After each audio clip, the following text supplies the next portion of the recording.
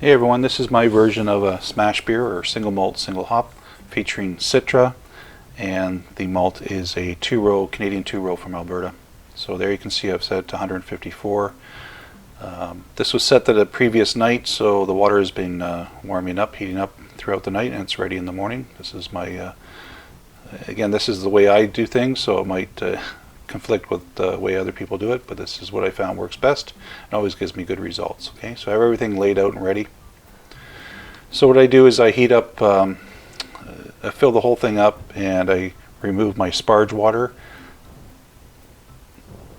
So I drain that off into an igloo cooler and set it aside, which is what I'm going to do here.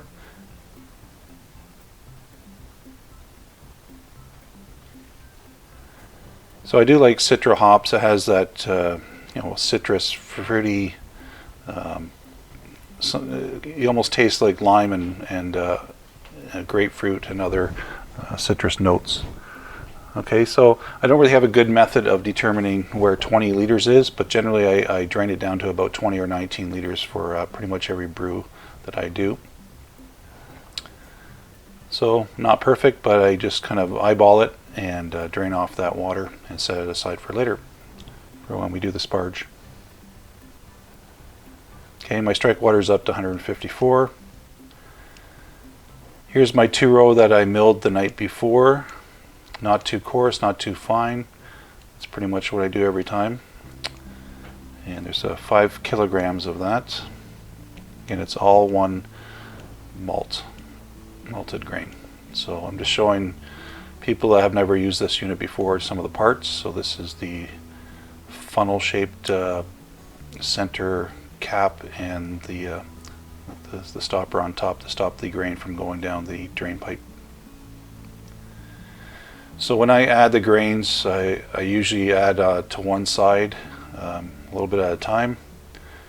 Don't want to go too fast, end up with dough balls.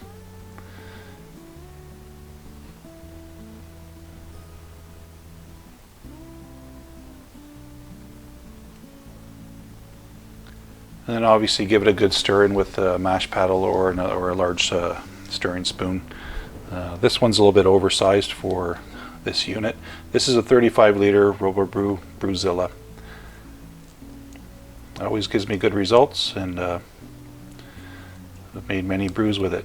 Never had it a bad batch, so fingers crossed so far. Okay, so I continue to add the grains. Now this particular video, the last one I did use the top screen for, you'll see when I do the recirc. This one I tried it without the top screen. I kind of prefer the top screen because it's a little more even. For me, I think in my mind it spreads the water down into the grain bed a little more evenly than without that top screen. But everyone has their different methods.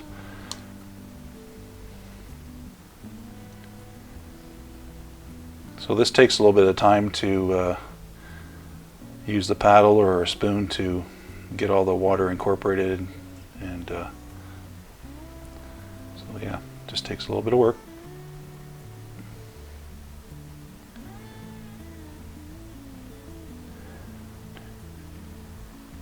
So there's 5 hop additions, including a dry hop after fermentation has pretty much subsided.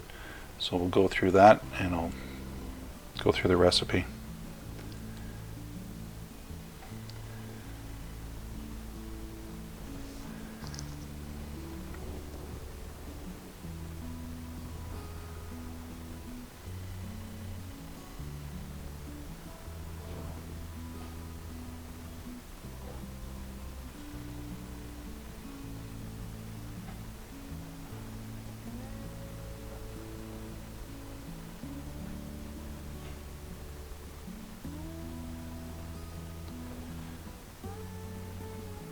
Here's the recirculation arm. I'm just showing some of these parts for people new to using the system.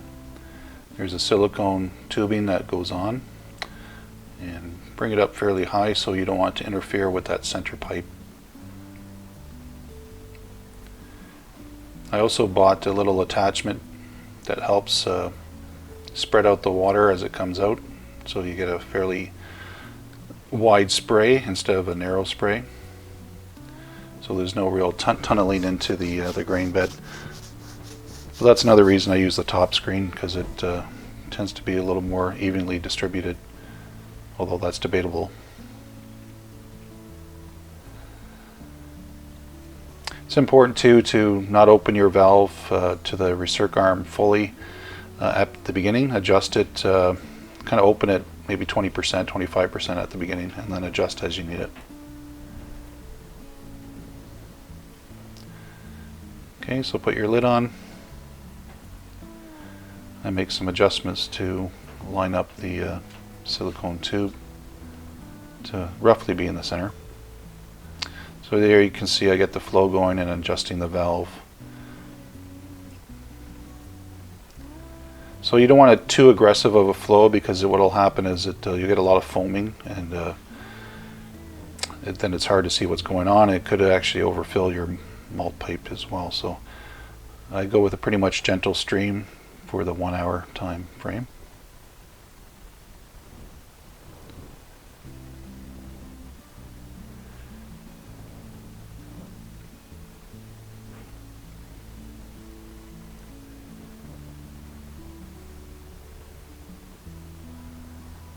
So the unit does a good job of maintaining that 154.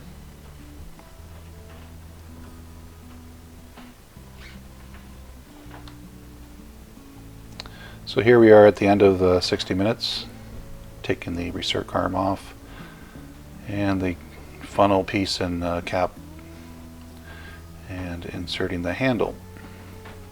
So I have a system in my basement that has basically a winch pulley system that I hook up, and I'll show you up top. I have a big kind of eye bolt through one of the floor joists, and you can see the winch is right there, and it does help because this can get pretty heavy, so it just kind of gives you reduces the amount of effort basically. Okay, so let it sit on the legs. So here's my sparge water that's been kept warm in the igloo cooler, and I just use a Pyrex container and just slowly go over the grain bed with some water.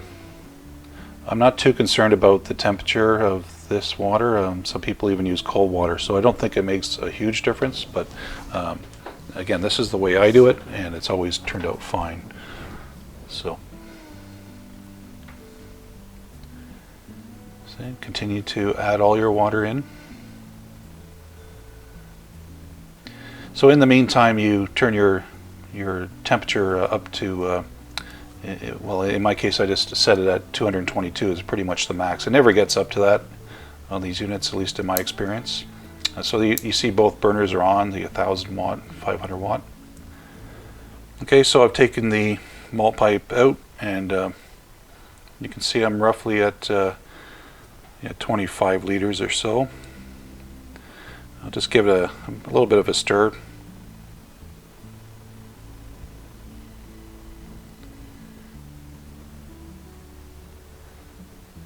It doesn't take too long to get to the boil. There's my malt pipe, and I've emptied the grains into a bucket. And there's the bottom screen, the two bottom screens, and the center tube. It's at 179. Once you get up to in the 190s, close to 200, do not walk away from the unit. You could actually have an overflow and a bit of a mess. So here I am just scooping off some of the foam, the proteins, and you don't have to do this. This is just a step that I take because that foam can get pretty thick. So it also helps you see when it's actually when you have a rolling boil.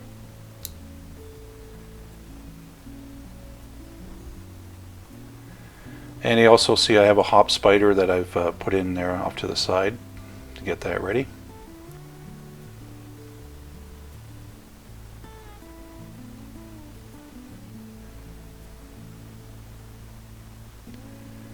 I have the basement windows open and a little fan running because all that steam can It gets pretty humid down in the basement, but some people do it outside. But so I set my time for 1 hour. Okay, and we'll start with the first hop addition, so 20 grams of Citra at the 60-minute mark. There you can see a rolling boil, and I just use a I used to have a Cooper's kit. I use one of the spoons to just give it a quick stir to hydrate that hop pellet. Okay, you can see at 212 is pretty much where my unit maxes out and where the boil is consistent. So it never really goes, I've never seen it go higher than 212. Okay, at 15 minutes remaining, we add the Whirlfloc or SMaSH tablet.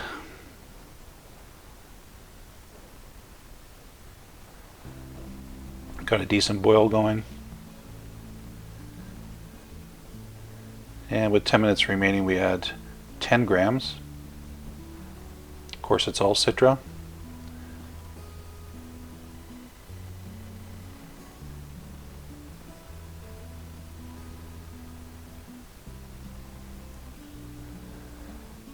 And at the 5-minute mark, you add 28 grams of Citra.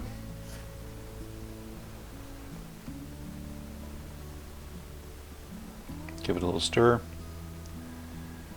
I find if you don't stir it, it just kind of sits there and maybe doesn't hydrate as quickly. I mean, you're talking a limited amount of time with 5 minutes and 10 minutes left, so the faster you can hydrate that dried pellet, the more flavor you can get out of it. I have another little pulley for my hop spider, so my basket. So I just pull it up and let it drain off. Usually, within the last couple of minutes at flame out, I let this happen, and because you want every little bit of goodness, right? You don't want to waste anything. So in the meantime, for this brew, you cool it down to a certain temperature. So what I'm going to do here is use my my cooler here, my wort chiller. So we cool it down to 176 Fahrenheit or 80 degrees Celsius. So that's what I'm doing here. I'm going to be watching my panel around the front. And I use this method just up and down. It does help to speed up the process. Instead of letting it just sit there, I just go up and down with it. And you can see it draining into the sink. Sometimes I recover some of that water into pails and use it for the garden. So yeah, 176 Fahrenheit. Now we're going to add 20 grams of Citra.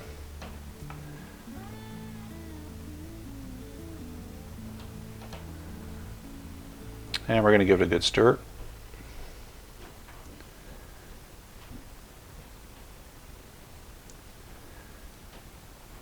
Just to make sure it's evenly distributed and get a little bit of a whirlpool effect going. And there's 20 minutes. And you can see we're right around 23 liters or so, so there's quite a bit of evaporation during the boil. So I tend to use the cube slow cooling method, or hot cubing.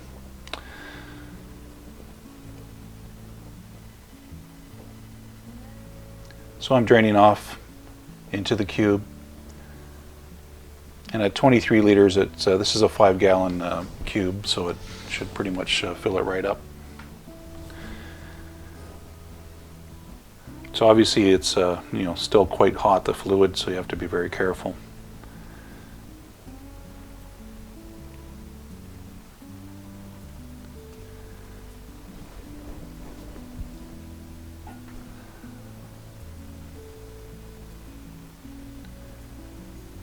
Once you get good at this, though, there's no mess.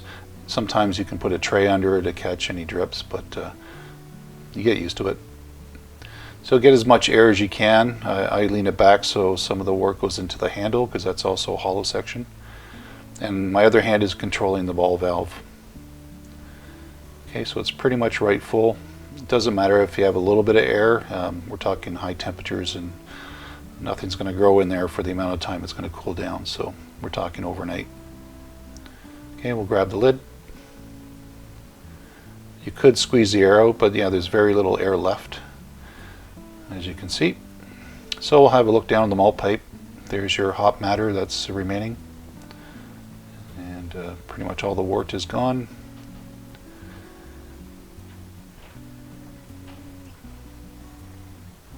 Okay, so the next morning, after it's cooled down, I sanitize a wine thief, and I take a sample to do a density or specific gravity.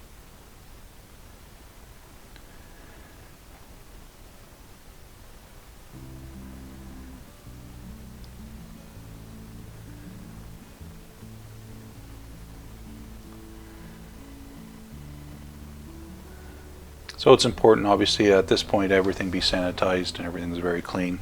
I use Star San.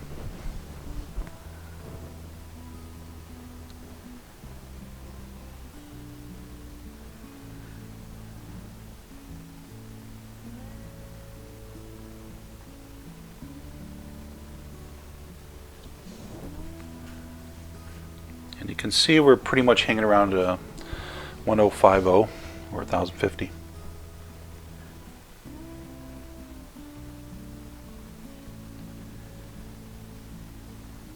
So the next step is to remove this wort from the cube, and what I do is I go into a pail, so I fill the pail halfway and then I add that to my fermenter, and then I fill another half pail, and that pretty much empties the cube. So this is the way I do it. It seems to work okay.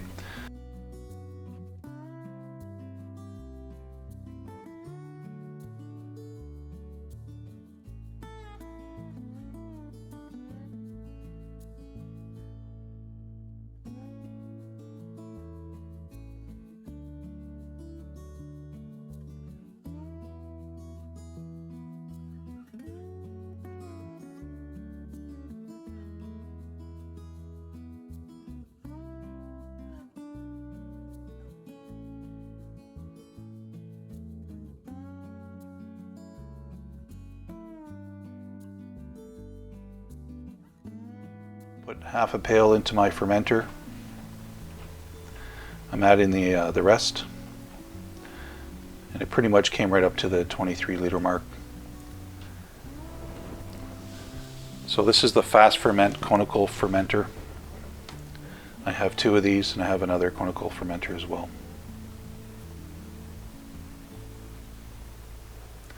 So this is our yeast from the last brew. So I tend to reuse healthy yeast for a few brews anyway.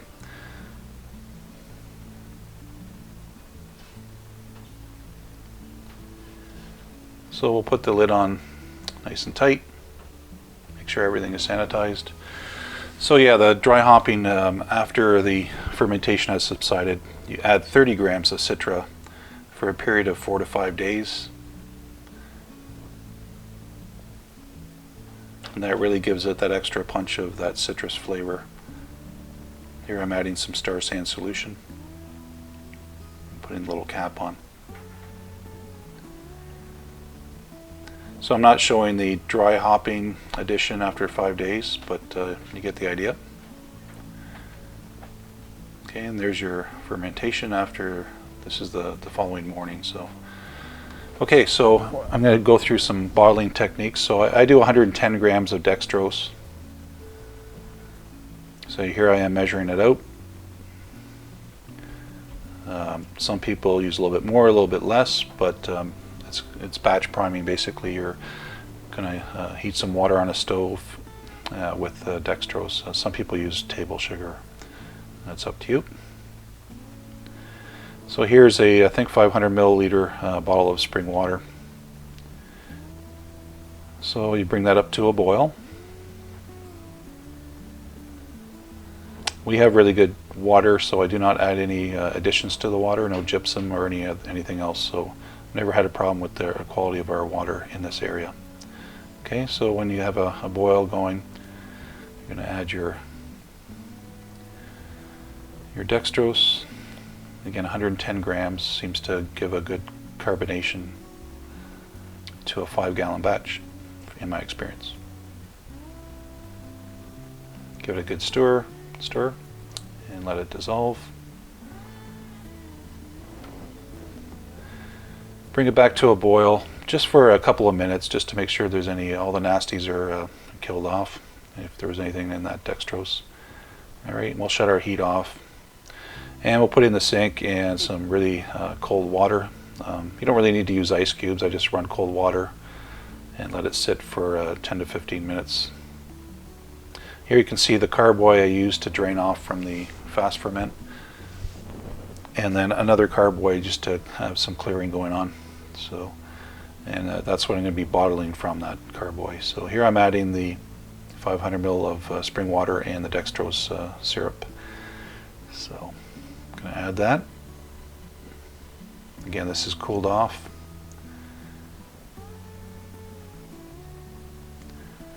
And the temperature of the wort was around, I think it was like 68 or 70. So that's why you don't want to raise the temperature too much by adding hot fluid in there. So give it a gentle stir, not too much. You don't want to aerate it at this point. But you do want all that sugar to mix evenly in your batch. Okay, so here I am using the bottling wand. Sometimes I use glass bottles. This time I'm using just PET bottles. But yeah, it's a nice refreshing beer. I like that citrus kick to it. And it clears up fairly nicely as well. It's not really a cloudy beer. Not that it matters. These are, I believe, 500 milliliter PET bottles.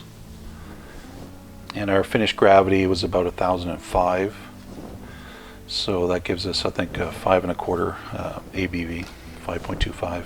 So thanks for watching, everyone. Try this recipe out and subscribe for a notification for upcoming videos. Thanks, everyone.